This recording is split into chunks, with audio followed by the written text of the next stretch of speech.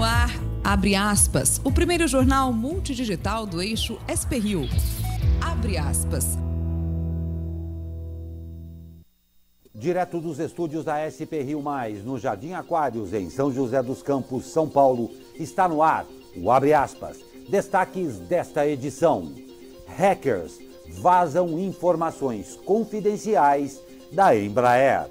São José dos Campos informa que Câmara Fria está pronta para armazenar vacinas da Covid-19. Lei pode obrigar a Anvisa a analisar possível vacina em 72 horas. Bolsonaro e Alcolumbre discutem sucessão no Senado após STF barrar reeleição. Eclipse solar poderá ser visto no Brasil na próxima semana. Estas e mais notícias agora ao vivo no Abre Aspas.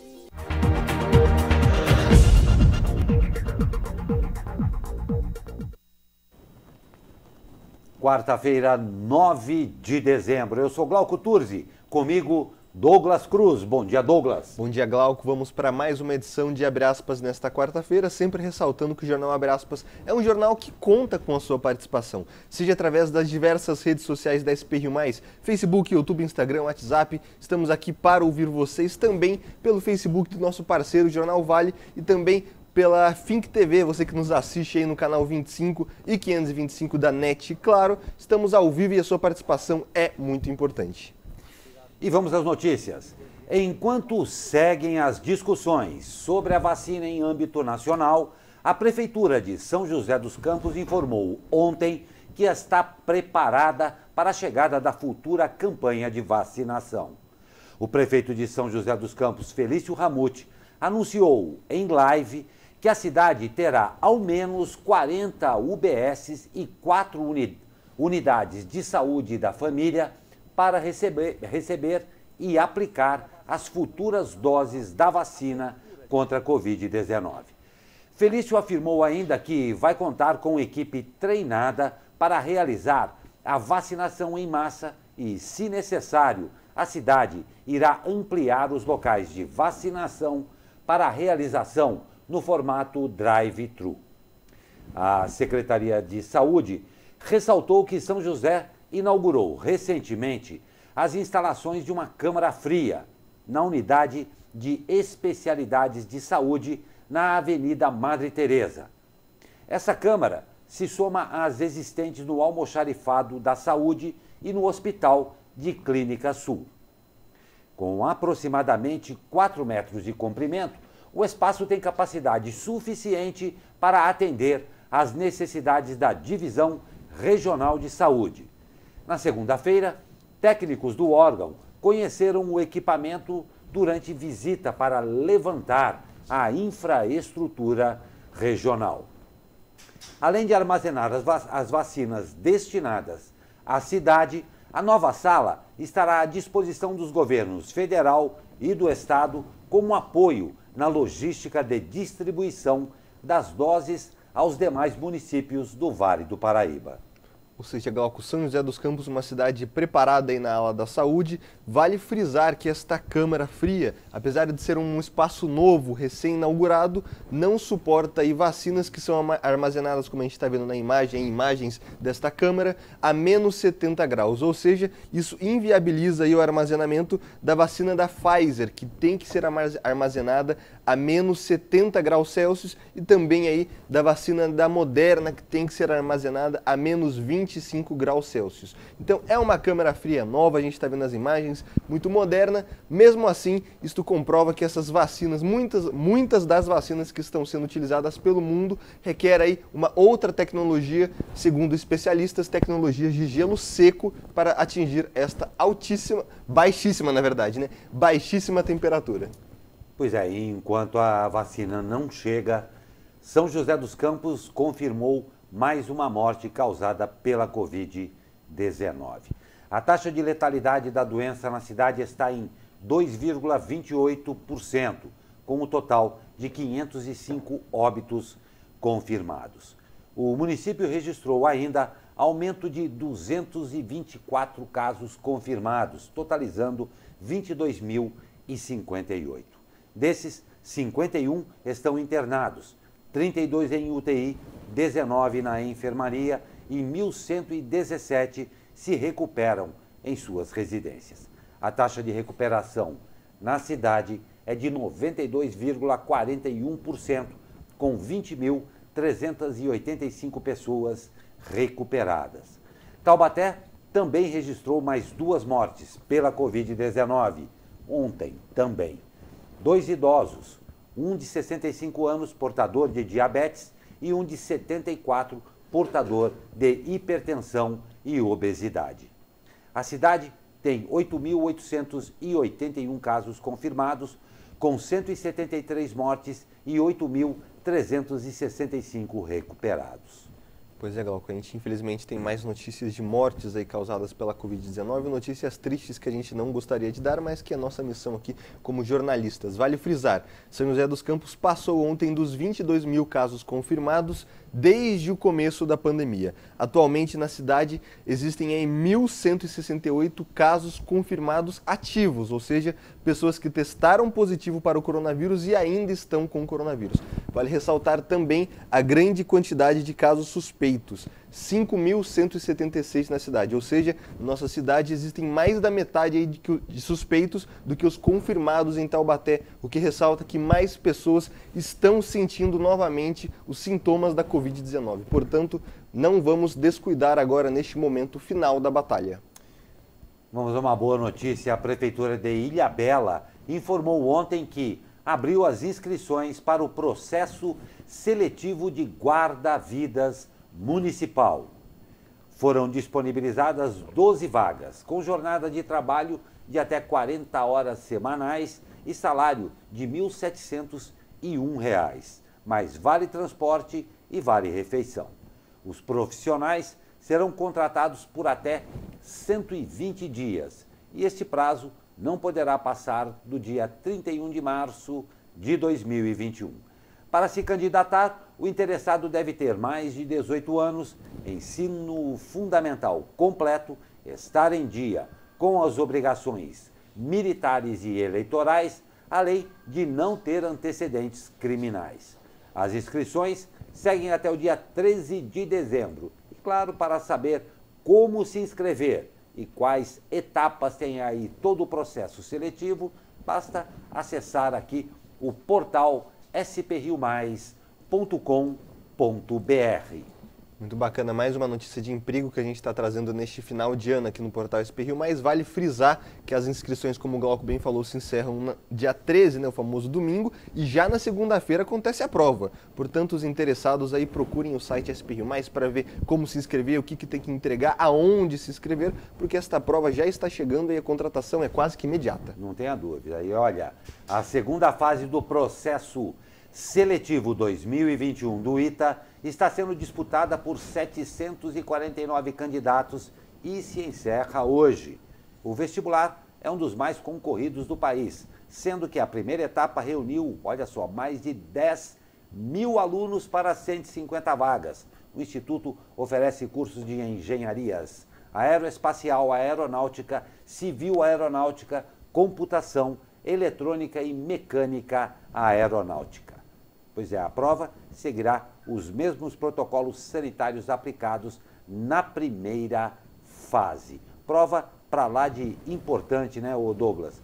Porque é extremamente concorrido um vestibular em uma das escolas que são referências não só no Brasil, como na América do Sul, não é? Pois é, Glauco. O ITA, né, é uma escola histórica aqui localizada em São José dos Campos, criado em 1950 e desde então é referência aí no ensino tecnológico, seja da aeronáutica ou enfim. O ITA tem atualmente aí vagas de graduação e pós-graduação, a gente sabe dos diversos cursos, mais de 600 alunos na graduação e mais de 1.000 na pós-graduação, dos vestibulares mais concorridos do Brasil. Muito bacana a gente ter essa fase 2 acontecendo aí mesmo durante a pandemia, para quem habita aqui em São José dos Campos sabe que o ITA está passando por grandes reformas estruturais, novos prédios, novas acomodações para os alunos. Então, quem chegar no ano que vem provavelmente já vai ter um novo ITA aí à disposição. Então, muito bacana esta prova e muito bacana essas informações aqui no Abre Aspas.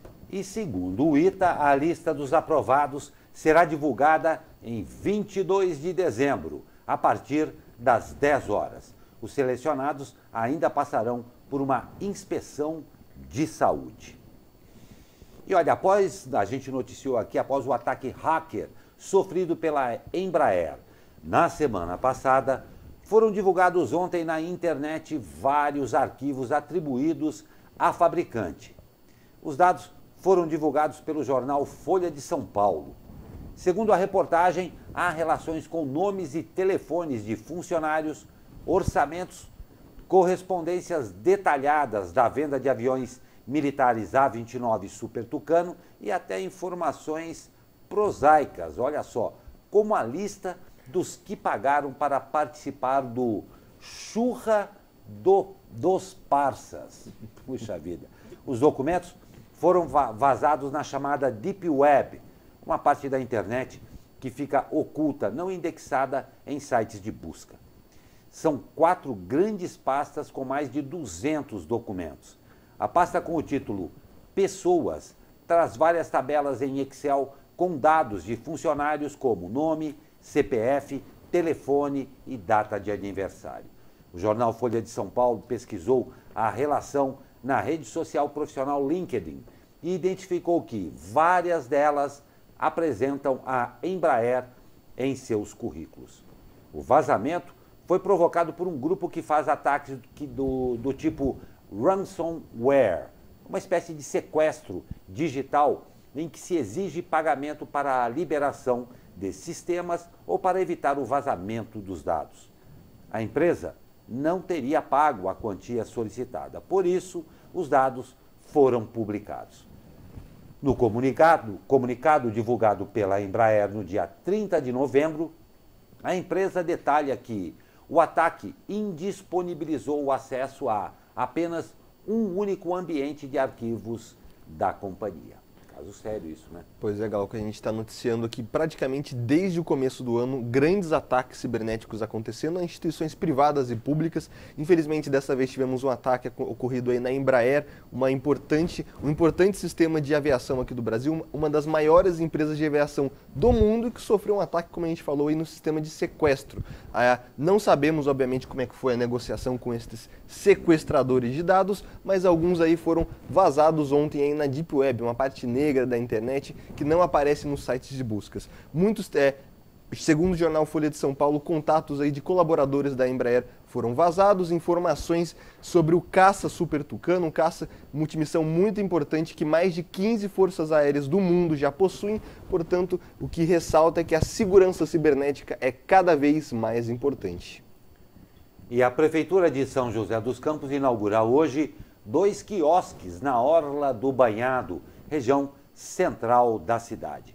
Segundo a administração, o empreendimento visa difundir o artesanato local, proporcionar geração de renda para os artesãos e opções de compras para os consumidores. Os quiosques receberão 20 artesãos por vez, que se revezarão no funcionamento dos locais.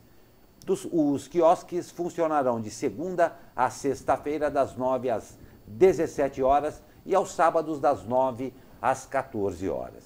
Segundo a Prefeitura, o investimento para a reforma e abertura dos quiosques foi de cerca de R$30 mil. Além disso, a Prefeitura joseense informou que um terceiro quiosque, que fica ao lado dos atuais, sediará uma extensão do Conselho Municipal do Turismo e da Subsecretaria do Trabalho Artesanal nas comunidades do estado de São Paulo, entidade coordenadora dos artesãos. Pois é, Glauco, temos a atual administração agora tentando dar uma nova cara para esses quiosques quiosques, né, que na antiga administração do prefeito Carlinhos de Almeida tentou dar um tom comercial, colocando aí, literalmente, comerciantes nesses quiosques, o que não funcionou. Agora a Prefeitura de São José dos Campos colocando artesãos aí nesses quiosques. Vale frisar, Gal, uma notícia muito importante para o artesanato da cidade. A Prefeitura também autorizou a volta das feiras de artesanato, que já existiam na cidade e foram paralisadas durante a pandemia. Assim como os quiosques, as feiras de artesanato seguem rigorosamente, segundo a Prefeitura, os protocolos de segurança sanitárias aí impostas pela Vigilância Sanitária da cidade. O funcionamento das feiras do centro acontece aí no sábado, das 9 às 14 horas, e no sábado também na Praça Afonso Pena, das 9 às 14 horas. Já na Zona Oeste, aqui na Praça Ulisses Guimarães, a famosa Praça do Aquários, ela acontece no sábado também, das 9 às 14 horas. Portanto, o artesanato voltando a acontecer, segundo a Prefeitura, aqui em São José dos Campos. Excelente, excelente notícia. Vamos a um rápido intervalo e já voltamos. Fique com a gente.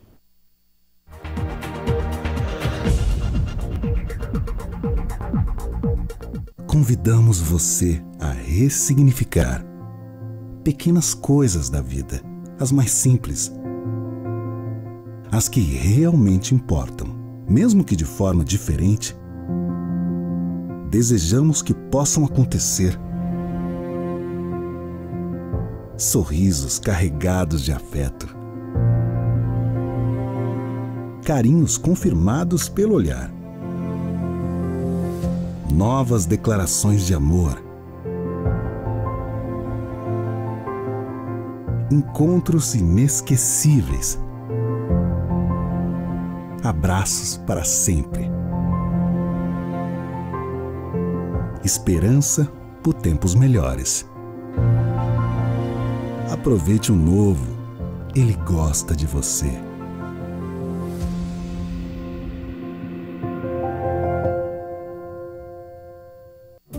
Estamos vivendo um aumento de casos de coronavírus. E mesmo que todos nós preferíssemos não ver isso acontecer de novo, os números mostram que é preciso termos ainda mais cuidado. Por isso, pedimos a você que não feche os olhos para os milhares de joseenses. Não feche os olhos para quem está aí, bem ao seu lado, e para os riscos do coronavírus. A pandemia não acabou. Continue protegendo vidas. Prefeitura de São José dos Campos. Vale do Paraíba, uma região única com múltiplas vocações. A nossa é a tecnologia, é a inovação. Nós somos a NIP-BR. Trabalhamos para integrar, conectar, expandir, informar, entreter. A NIP-BR é solução corporativa, é internet, TV por assinatura, é telefonia digital. Os melhores serviços com o melhor custo-benefício. NIP-BR, sua melhor opção em internet, telefonia e TV por assinatura. A cada passo que damos, aprendemos que ser parte é muito mais que pertencer. Sabemos que ser parte é se preocupar com as pessoas e deixar um legado para o mundo.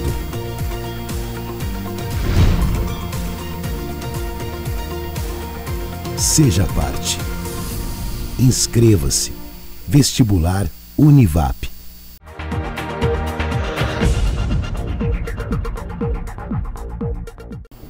Estamos de volta com Abre Aspas desta quarta-feira. E para começar o segundo bloco, eu já tenho aqui o prazer de chamar o nosso comentarista convidado, doutor Sebastião Domingues.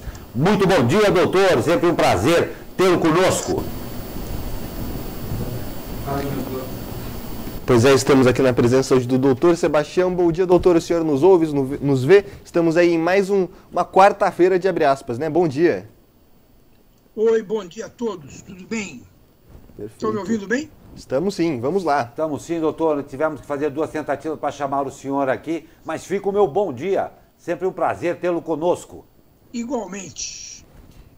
E vamos às notícias. Em reunião com governadores, o ministro da Saúde, Eduardo Pazuello, previu que a vacina contra a Covid-19 desenvolvida pela Universidade de Oxford e pela farmacêutica AstraZeneca tem um registro aprovado pela Anvisa no fim de fevereiro.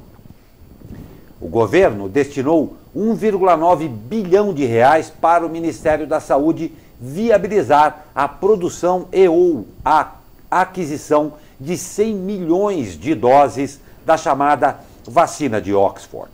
De acordo com Pazuello, a vacina está na etapa de conclusão da fase 3 dos testes. Em seguida, o processo deve ser submetido à Anvisa, que avaliará se pode conceder o registro. Segundo o ministro, esses documentos devem ser enviados à agência até o fim deste mês. Na reunião, Pazuello também foi questionado sobre a vacina desenvolvida no estado de São Paulo em parceria do Instituto Butantan com a farmacêutica chinesa Coronavac. De acordo com o ministro, a análise pela Anvisa deve levar cerca de 60 dias. Pois é, doutor, estamos aí então nas tratativas dessa possível vacina, dessas possíveis vacinas para o Covid-19, né? Ontem aí eu sei que o senhor já tem alguns bastidores dessa reunião, né? Como aconteceu tudo, alguns momentos de tensão, principalmente entre o governador João Dória e o ministro da Saúde, Pazuello. Como é que foi essa reunião? O que o senhor ficou sabendo dessa reunião? Traz aqui pra gente, por gentileza, doutor. Vocês estão com a minha imagem aí? Não estamos com a sua imagem, mas estamos ouvindo o senhor. Pode falar, então, fique à vontade. Vou colocar a imagem aqui que eu acho que eu fiz alguma coisa errada aqui. Bom, apareceu agora? Apareceu agora. A discussão toda é a seguinte, né? O que está se vendo aí, na verdade, na minha opinião, é uma briga de egos, né? Com certeza. Porque você vê que na reunião de ontem, por exemplo, o Caiado, que é uma pessoa sempre sensata e tal, chutou o balde com o Dória, quer dizer que nenhum Estado pode querer se alvorar o direito de começar uma vacinação, que a vacinação é nacional. E a gente vê o seguinte, quer dizer, o Dória, obviamente, ele está correto. Quando você tem uma pandemia, você tem uma vacina que já está na fase 3 de testes, quer dizer, com certeza ele já tem resultados favoráveis dessa fase 3 para apresentar. Se ele não tivesse, ele não ficaria falando que vai começar a vacinação. Mas o fato concreto é que também o ego dele, a vontade dele aparecer, ele fica impondo para o governo federal uma situação de constrangimento quando ele diz que vai começar a vacinar dia 25 de janeiro. Porque, na verdade, a rigor, ele não precisa de autorização de ninguém para começar a vacinar por um motivo muito simples. Primeiro, eu posso, em caráter experimental, usar um remédio em qualquer pessoa, desde que ela tenha ciência de que é um caráter experimental e ela concorde em participar, vamos dizer assim, desse experimento. Então, todos o público mais importante, que são principalmente os profissionais de saúde, eu não tenho dúvida que todo médico, enfermeira, pessoal de limpeza, todo mundo vai querer tomar vacina e assina lá um termo de que sabe que a vacina é experimental e ele vai tomar assim mesmo porque ele quer tomar vacina por vontade própria. Primeira questão. Segunda questão, existe uma lei aprovada pelo Congresso que o Bolsonaro tentou vetar uma parte, mas o Congresso derrubou o veto, que permite e que obriga, na verdade, a Anvisa a emitir um parecer sobre qualquer medicamento durante a pandemia, desde que esse medicamento já tenha sido aprovado ou pela China, pelos órgãos de saúde da China, do Japão, da União Europeia ou dos Estados Unidos. A Coronavac já foi aprovada na China para uso emergencial, ou seja, para uso em determinadas situações, por exemplo, população de risco, principalmente profissionais de saúde. Então, o Dória, ele tendo a vacina pronta, ele pode começar a vacinar, que não vai acontecer nada. Quer dizer, agora, a coisa se torna política quando ele começa a dizer que qualquer pessoa que vier para o estado de São Paulo, ele vai vacinar. Quer dizer, que quando ele impõe um calendário, onde ele diz que vai começar tal dia, vai ser dessa forma, quer dizer, está faltando totalmente uma falta de diálogo. E do lado do governo federal, é um absurdo que o governo não tenha contratos firmados com outras vacinas, além dessa do Instituto do Fiocruz, né, que é a Oxford, né, e atrasou um pouco a liberação. Porque, na verdade, é o seguinte, como já disse um comentarista, nós estamos numa guerra. aí nós estamos no pior dos mundos. Por quê? O Pazuello foi colocar... A recomendação do presidente Bolsonaro para ele estar no Ministério da Saúde é de que ele era um general especialista em logística, que é a área que cuida de todos os detalhes que são necessários para você implementar uma ação. E como é que você é uma pessoa de logística e até agora não fez contrato com nenhuma empresa fabricante de seringa e agulha? Como é que você é um especialista em logística e você só tem uma vacina até o momento negociada? E qual a justificativa para você não comprar a vacina do Butantan, a não ser a questão política? Só que essa brincadeira de egos dessas pessoas aí só pode fazer com que mais pessoas morram. Esse é que é o problema. Quer dizer, que tipo de cidadão, que tipo de seres humanos são esses que conseguem colocar o seu ego à frente de milhares possíveis mortes diante dessas decisões dele? É uma coisa lamentável, é uma coisa triste de ser assistida. Realmente, eu como médico, então, nem se fala, mas vocês todos também acompanham a quantidade de dor que está sendo espalhada pelo país e você tendo uma possibilidade de solução. Tem a menor dúvida, cerro fileiras com o senhor. E a próxima matéria é exatamente para a gente elucidar a respeito desta lei que o senhor acabou de citar, que foi aprovada em maio deste ano e pode ser utilizada para reduzir e muito o prazo em que a Anvisa terá aí para avaliar uma possível vacina contra a Covid-19. A regra, na verdade, obriga a Anvisa a avaliar em até 72 horas ou 3 dias corridos quaisquer, abre aspas, quaisquer materiais, qualquer material, medicamentos, equipamentos e insumos da área da saúde sujeitos à vigilância sanitária, que tenham sido aprovados pelas 4 agências internacionais: Estados Unidos, União Europeia, Japão e China, consideradas referências. A regra vai além e estabelece que, caso a Anvisa não analise o pedido nesse prazo de 3 dias, a autorização será concedida automaticamente. O prazo de 72 horas, olha a ironia, chegou a ser vetado pelo presidente Jair Bolsonaro, mas foi restabelecido em agosto, quando deputados e senadores decidiram derrubar o veto presidencial.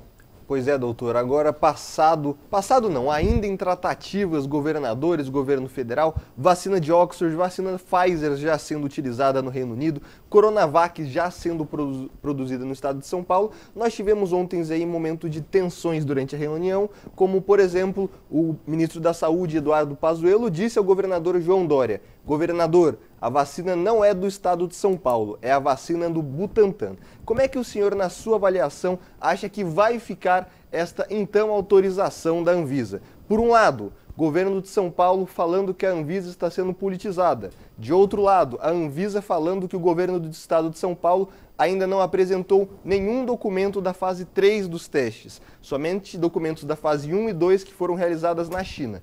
Nenhum período emergencial colocado em ordem. Tudo isso que a gente já viu. Doutor, quando vai sair esta vacina? Não, eu não tenho dúvida que o Dória vai começar a vacinação dia 25 de janeiro. Eu já falei na primeira parte, porque acontece o seguinte: a fase 3, como é que é feita a fase 3? Suponhamos, você pega 5 mil pessoas que são suscetíveis ao vírus e aplica a vacina. Você pega 5 mil pessoas que são suscetíveis ao vírus e não aplica a vacina. E você acompanha essas pessoas ao longo dos meses. Quando você atinge um determinado número de casos nesse grupo de 10 mil pessoas, que quem está analisando não sabe quem tomou, quem não tomou a vacina, esse número estatístico é ao redor de 170 doentes contaminados. Você pega esses 170 doentes e vê quantos deles eram dos vacinados e quantos deles eram dos não vacinados. Eles já têm esses dados, estão esperando talvez cumprir um prazo que tem que ser dado para fazer a pesquisa completa. Eles já têm esse dado, que esse pessoal todo que se contaminou, 90% era do grupo não vacinado. Quer dizer, essa vacina vai mostrar nos testes que ela tem uma eficácia de 90%. Então, o que acontece? Quando apresentarem esses dados para a Anvisa não tem como dizer que não vai aprovar. Porque os dados vão ser muito fortes. Aliás, só para explicar, o Brasil é um dos países que serve de teste para vacina, porque é um país que tem uma população muito grande e tem o vírus circulando muito. Então, a chance de você pegar a doença é grande. Então, é um teste de campo muito bom. Não tem como a Anvisa pegar um dado desse e dizer que não vai autorizar. Primeira questão. Segunda questão é o seguinte, o Dória, quando ele fez essa história de colocar um calendário de vacinação, ele colocou uma pressão sobre a Anvisa e sobre o governo, que eles vão ter que tomar uma posição. E se eles disserem que não vão aprovar, vão ter que dizer por que não aprovar. Eles também não podem dizer para a gente, falar assim, não, agora vai entrar no recesso de Natal e Ano Novo, nós só vamos discutir isso em janeiro. Resumindo, não vai ter saída. A Anvisa vai ter que aprovar e nós vamos ter vacina 25 de janeiro e eu sou o primeiro da fila.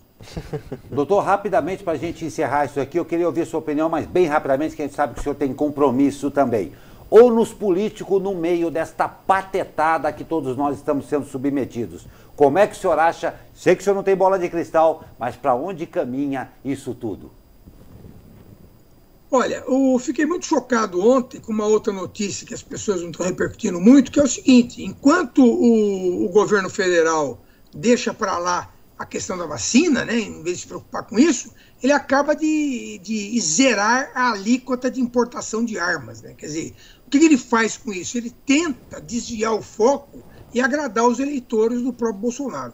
Eu, particularmente, acho o seguinte, o mandatário que se mostrar mais preocupado com a vida das pessoas é o que vai se sair melhor nessa história toda, que, inclusive, é o que nós vimos nas eleições municipais.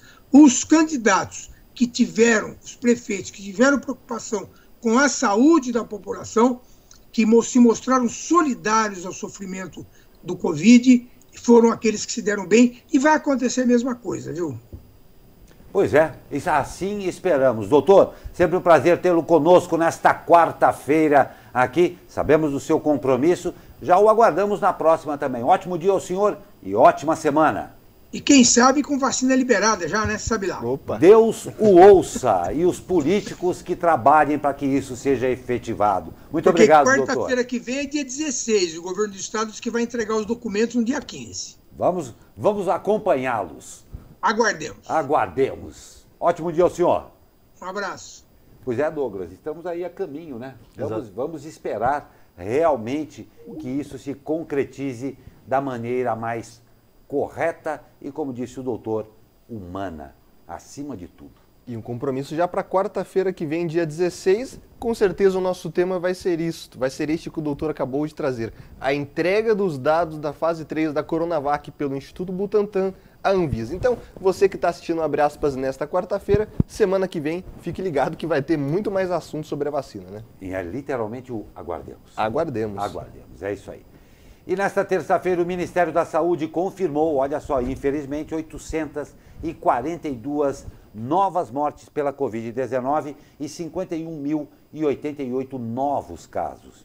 Os óbitos totalizaram 178.159. Pessoas infectadas desde o início da pandemia, preste atenção ao número, 6.674.999. Glauco, eu estou lendo alguns comentários aqui na nossa live e queria, obviamente, agradecer a todo mundo que está participando com a gente. Ana Souza, que está comentando bastante aqui, falando das análises da vacina da coronavírus, de toda a movimentação política. Queria agradecer o Lália Ferreira, que mandou bom dia aqui para a gente. Deixa eu pegar mais alguns comentários. O Douglas Xavier parabenizando o antigo prefeito aqui de São José dos Campos pela construção daquelas cabines ali na hora do banhado. Zélia Faria, que mandou bom dia pra gente. Eugênia Menicucci, Ivonete Souza. O Robson Silva, que mandou bom dia, ainda comentou aqui. Pega os casos de tuberculose ou do SARS e compare com os da Covid. Pois é, Robson, tem dados alarmantes aqui. A tuberculose, uma doença muito séria em 2019, por exemplo, no Brasil, teve 73 mil casos confirmados e cerca de 4.500 óbitos. Isto em um ano. Em menos de um ano de Covid, quantos casos temos aí, Glauco? 6.600.000, para ser bem específico, 6.674.999 e contando. Exatamente, isso em menos de um ano de pandemia do coronavírus. Portanto, é uma doença que tem um potencial de transmissão muito grande, maior inclusive que o da tuberculose. Pois é, atenção total. Obrigado à participação de todos vocês. Um privilégio, como eu sempre digo. O presidente Jair Bolsonaro e o presidente do Senado, Davi Alcolumbre, tiveram ontem o primeiro encontro depois da decisão do STF de barrar a reeleição de presidentes da Câmara e do Senado numa mesma legislatura. O encontro foi descrito por aliados do presidente do Senado como um afago de Bolsonaro ao senador. Alcolumbre havia ficado incomodado com o que considerou uma comemoração do governo pela decisão do STF. O Democratas, partido de Alcolumbre e de Rodrigo Maia, aposta que a melhor chance da sigla manter a presidência de uma das casas do Congresso é no Senado. A legenda articula o apoio ao nome de Rodrigo Pacheco. Pois é, Glauco, quem não lembra, na última eleição do Senado, a gente teve uma chapa de última hora surgindo para colocar Alcolumbre à presidência do Senado, isto para que Renan Calheiros não fosse eleito presidente do Senado. Renan Calheiros que está envolvido em diversas investigações sobre corrupção. Glauco, para o pessoal que está assistindo o nosso jornal, eu tenho uma notícia de última hora que chegou aqui na nossa redação para brindar vocês, telespectadores, internautas e ouvintes. A saída temporária de Natal e Ano Novo de detentos em regime semiaberto no estado de São Paulo será ampliada de 10 para 15 dias. Os juízes do Departamento Estadual de Execuções Criminais, o DECRIM, determinaram que os presos saiam no dia 22 de dezembro e retornem às 18 horas do dia 5 de janeiro. Portanto, saidinha ampliada e especial pandemia de Natal este ano. Eu adorei a sua entonação para dar essa notícia. Certamente o nosso público todo, que já está tão satisfeito com tudo que aconteceu nesse ano, mais uma vez a nossa justiça, que claro, vai aqui com todo o meu respeito, tem uma explicação absolutamente incompreensível para isso, mas ela tem a explicação, né? Nos brinda com mais esta notícia. Estamos de parabéns para 2020. E vamos tocando, né? Exatamente. Vamos tocando porque parece que quanto mais a gente reza, o resto do ditado vocês já sabem. E com relação aí ao novo afago do nosso presidente, ao presidente do Senado, que pena que parece que suas excelências não têm mais nada o que fazer, enquanto realmente a população aí aguarda a vacina, aguarda o começo de um ano difícil, mas eles ainda estão tratando do que compete Brasília tratar. O interesse específico da eleição dos nossos políticos. É disso o que Brasília trata. No que concerne ao resto, no tempo vago a gente dá uma governadinha. Mas o importante é eu me reeleger. Ou um amigo meu me reeleger. Né? Quem sabe, né? É. E o Senado aprovou ontem a medida provisória que institui o programa novo Casa Verde e Amarela. A MP foi editada em 25 de agosto e o programa é uma reformulação do famoso conhecido Minha Casa Minha Vida, com foco na regularização fundiária e na redução da taxa de juros.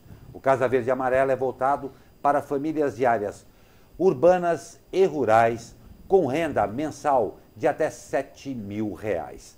A meta é atender 1,6 milhão de famílias de baixa renda com financiamento habitacional até 2024. Para rodapé dessa notícia, vale frisar a agilidade de como uma medida provisória, ou seja, uma medida provisória deveria ser emergencial. Ela foi editada em agosto e somente agora, no dia 9 de dezembro, foi aprovada. Então estão de parabéns os nossos congressistas e representantes do povo brasileiro. Não tem a menor dúvida, depois dessas férias de quarentena, vamos à reeleição e que bom, logo mais teremos recesso. Exatamente. Recesso de fim de ano está mantido aí, vamos para isso, né? Outra coisa também, já está garantido o 13º, quiçá o outro, que eu nem sei se tem. Com certeza já foi pago, inclusive, viu? Eu fico bem mais aliviado, sei que você que nos acompanha também sente-se muito mais tranquilo ao saber que suas excelências já tiveram o seu 13º religiosamente e integralmente depositados.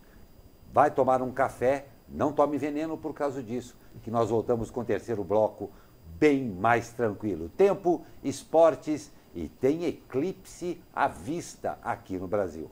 Fique com a gente.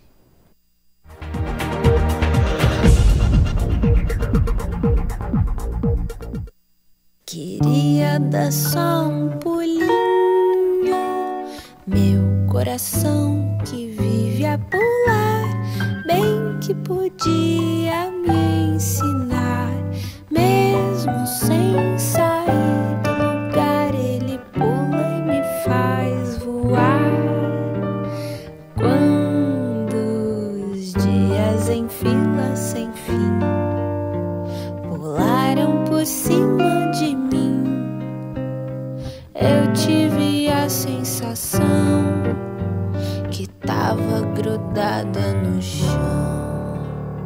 Eu só queria ficar bem mais leve e perceber que a espera foi breve, furar o tempo e o espaço e pular pro seu abraço. Natal presente no coração. Desejamos que em 2021 a gente só precise de novos cuidados, respeitar a proximidade social de um abraço, higienizar a mente da tristeza, derrubar as máscaras, abrir as janelas, mas só para deixar o vento entrar. E se for sair, que seja para viver os momentos mais felizes. É um novo ciclo para a Câmara e para o mundo. Que seja um tempo de paz e muita saúde. Câmara Municipal de São José dos Campos. Vem e chega com o sol, traz o abraço da mãe. Família na mesa é mais amor, carinho de pai, mãe, irmão e irmã. A magia do leite é o sabor de um queijo fresquinho, manteiga no pão. Família na mesa é só amor, receita gostosa do coração. Nada melhor do que estar em sua companhia. Cooper, leite Cooper. O Grupo Energy Telecom, através das suas 4 empresas, atua em todo o país integrando os principais serviços e soluções quando o assunto é tecnologia. Projetos de Public Cloud, comunicação unificada, Big Data, infraestrutura, data center, Client and License, Cybersecurity e educação. Grupo Energy Telecom, sempre a melhor solução.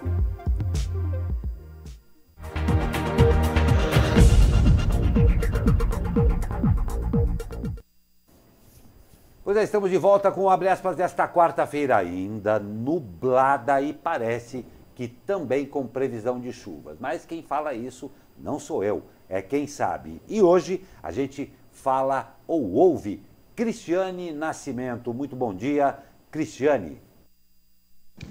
Bom dia, Glauco Torres. A formação de uma zona de convergência do Atlântico Sul sobre a região sudeste influencia o tempo em São Paulo nesta quarta-feira. O dia começou com muitas nuvens e permanecerá assim ao longo de todo o período. Há previsão de chuva fraca em pontos isolados a qualquer momento, podendo ser moderada durante a tarde.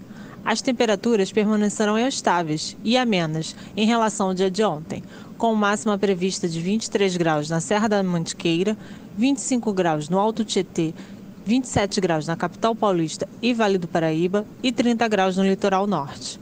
Cristiane Nascimento da Squitter Meteorologia para o jornal Abre Aspas. É isso aí, muito obrigado, Cristiane Nascimento aí da Squitter Meteorologia. Até gostou de falar esse Squitter, né? Exatamente. Squitter Meteorologia. Muito obrigado, ótima quarta-feira a você e a todos aí. E hoje é quarta-feira. Quarta-feira, preparativos, porque quarta-feira no Brasil é o dia que o bicho pega. Principalmente com esporte. Então vamos saber o que acontece nessa quarta-feira e o que já aconteceu no esporte, no Boletim Linha de Frente com ele, Pedro Bavuso. Bom dia, Pedro.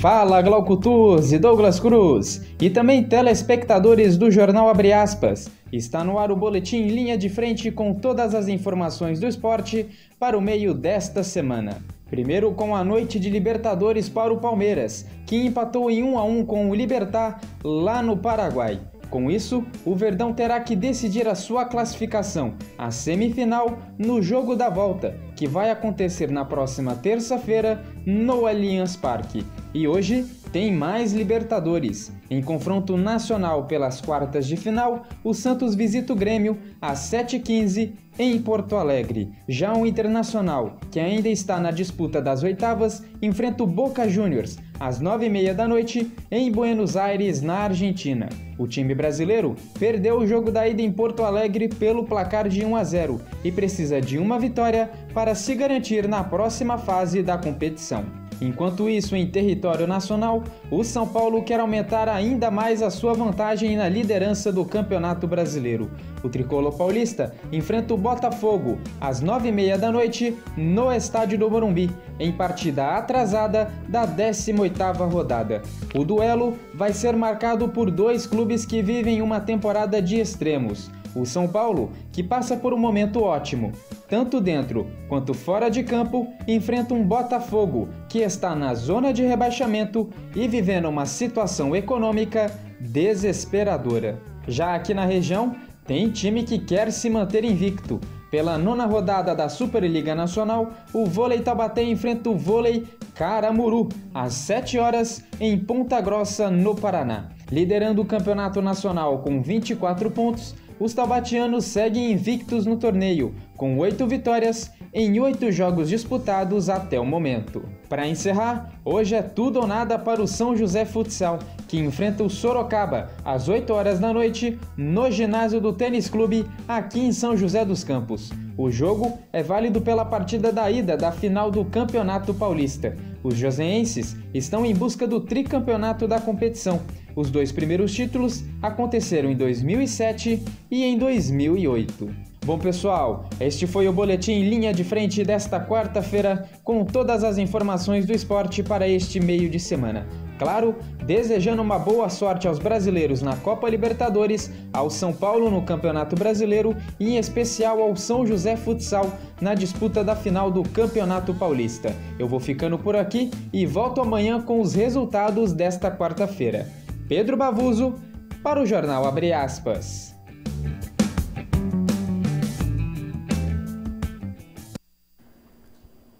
Pois é, grande Bavuso, eu sei que a quarta-feira é um dia de trabalho pesado aí para você, que você fica acompanhando tudo o que acontece aí para nos trazer os resultados. Muito obrigado para você, ótimo trabalho por aí.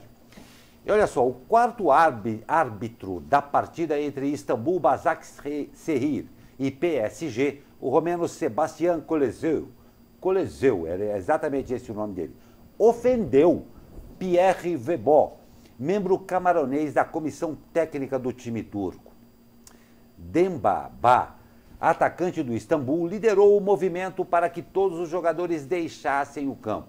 A partida, segundo a UEFA, foi suspensa aos 13 minutos do primeiro tempo, com o atacante Demba Ba indignado, chamando a atenção do juiz para o que tinha acabado de ouvir. O jogador foi expulso pelo árbitro Ovidiu Hategan, o que fez a revolta dos jogadores ser ainda maior. Todos os jogadores decidiram deixar o campo como ato de revolta ao racismo. A partida entre PSG e o time turco acontece hoje, com uma equipe de árbitros diferente. Já que houve aí a remarcação do jogo após o ocorrido. Você vai conferir aí agora este vídeo desta que foi um pampeiro aí que repercutiu, claro, mal nas redes sociais. When you mentioning a white guy, you never say this white guy, you say this guy. So why when you mention me, listen to me, why when you mention a black guy, you have to say this black guy? Pois é, está formada a confusão. Havendo ou não havendo a intenção, o fato é que ficou horrível a chamada do nosso dileto árbitro lá. Não sei o que você acha, Douglas. Pois é, Glauco, a gente não tem imagens, obviamente, do momento dessa ofensa racista, mas segundo o jornal aí Globo Esporte, né, o árbitro se dirigiu ao jogador e a membros da comissão técnica desse time de Istambul como, abre aspas, aquele preto ali. Vá lá, verifique quem é, aquele preto ali. Não dá para agir assim. Então são... estas foram as palavras dirigidas pelo quarto árbitro da partida entre PSG e Istambul. Ambos os times tiveram um consenso entre sair do campo, uma decisão histórica, isso nunca havia acontecido. Então, são jogadores dando demonstrações aí que querem de vez acabar com o racismo no futebol. Vale frisar que, inclusive, um dos astros do PSG, o jogador brasileiro Neymar Júnior, que mês passado, diz ter sido ofendido aí, sofrido também ofensas racistas por um jogador argentino, também estava em campo, deixou, obviamente, junto com todos seus companheiros o campo e depois fez até postagens nas redes sociais comentando sobre o caso e falando, diga não ao racismo. Movimento muito importante que a gente viu ontem no jogo da Champions League, o principal campeonato de clubes da Europa. Pois é, injustificável a frase do dileto árbitro aí. Se não por racismo, que é por si só hediondo, nojento, a falta de educação às vezes acaba nisso. A gente vê muito isso daí. É uma falta de educação no tratamento com as pessoas. E aí já excede até o racismo, tá? É uma questão de respeito às pessoas. O tom que se fala alguma coisa, às vezes, pode ser, sim, um sintoma de racismo. E em todos os níveis, não só contra preto ou negro, como queiram que seja chamado, contra com qualquer tipo de gênero, contra qualquer tipo de etnia. Então o importante que falta muito a muita gente neste planeta atualmente é educação. Quando se tem a educação, as coisas se tornam mais fáceis, porque a educação, em primeiro plano, diz, pense antes de falar. E olha essa notícia que legal para você que é tracker aí como eu e que gosta destes assuntos. Claro, bastante polêmico também. Haim Eshed, responsável pelo Programa de Segurança Espacial de Israel entre 1981 e 2010, vencedor do Prêmio de Segurança de Israel 3 vezes, disse em entrevista que os Estados Unidos possuem acordos com alienígenas e que o atual presidente, Donald Trump, quer revelar o mistério. Pois é. Segundo Eshed, abre aspas, os alienígenas pediram para não anunciar que estão aqui porque a humanidade ainda não está pronta. Pois é, a história contada pelo ex-militar é compatível com diversas teorias da conspiração que defendem o possível pacto dos Estados Unidos com ETs, fornecendo a eles, olha só isso, corpos humanos para experimentos em troca de tecnologia avançada. Está feita a confusão. Pois é, Glauco, esse senhor Eshed, ele foi chefe da segurança espacial de Israel, não é especial, é espacial, do espaço. Vale frisar que Israel tem uma das principais forças espaciais do mundo, principalmente na tratativa com o governo americano. Ele dirigiu essa grande agência de segurança entre 1981 e 2010. Ou seja, como o Glauco falou, está colocada a lenha na fogueira, né, Glauco? Nossa Senhora, e teorias da conspiração à parte, cabe a cada um acreditar com informação no que quiser. Mas, dentre todas essas, existem algumas que literalmente extrapolam. Com relação ao espacial, me perdoe, eu li o especial que estava no meu texto aqui, porém também existe o especial no caso de Israel. O espacial realmente foi um erro aqui de digitação. Minhas desculpas. Um eclipse solar poderá ser visto parcialmente no Brasil, principalmente lá na região sul. O sul sempre tem sorte com essas coisas, viu? Eu estou aqui no Sudeste, ficam me devendo. No dia 14 de dezembro, por quase, olha que legal, quase 3 horas, o Sol irá desaparecer por completo ao longo de uma faixa que cruza a Argentina e o Chile. Segundo o astrônomo Luiz Augusto da Silva, da rede Ômega Centauri, na cidade de Porto Alegre, o eclipse se iniciará às 12h23, horário de Brasília. A rede Ômega disponibilizará a observação ao vivo do fenômeno a partir das 12h20, conduzida pelo professor André Lau da Costa, vice-presidente executivo da rede, em seu Facebook. Então aí, para quem não puder ver, como o meu caso provavelmente, facebook.com/professor André Lau. Bem legal, você segue pelo Facebook. Mas realmente o Sul sempre tem sorte para isso e vamos torcer para que não haja nuvens também. Exatamente. Né? No dia 14 de dezembro, famosa segunda-feira da semana que vem, vamos ver a previsão do tempo de sexta-feira aqui no Abre Aspas para ver como é que vai ficar o tempo durante a semana. Também na segunda-feira ver essa previsão do tempo, porque infelizmente várias vezes as nuvens acabam atrapalhando fenômenos e esse mês de novembro e dezembro estão sendo meses, né, com várias possibilidades de visualização de astros ou de fenômenos da natureza, como a gente vai ver novamente no dia 14. A gente espera que não esteja chovendo, né, Gal? Exatamente. Esperamos que não esteja chovendo. É sempre um espetáculo muito bonito a gente ver a natureza seguir seu curso. E com essa notícia aí, com previsão de esperando que não chova, a gente encerra o Abre Aspas de hoje. E já entramos aqui, né, Douglas? Agora, definitivamente, na contagem regressiva para o assunto mais importante, que são as vacinas. Ou melhor, que é a vacina. Porque qualquer uma que funcione é o que nos interessa. Exatamente. Tivemos aí uma participação especial do nosso comentarista convidado, do médico Dr. Sebastião Domingues, que dialogou, conversou conosco aí sobre tudo o que está acontecendo nesse momento das vacinas, e durante toda a semana você pode acompanhar estas notícias e as demais notícias no nosso portal, o sprriomais.com.br. Com certeza um dos temas abordados pelos nossos jornalistas serão as vacinas, né, Glauco? Não tem a menor dúvida, é o que todos nós temos a esperança nesse literalmente restinho de um ano muito difícil. Bons ventos virão por aí, a vacina vai chegar, o novo normal vai fazer as coisas melhorarem.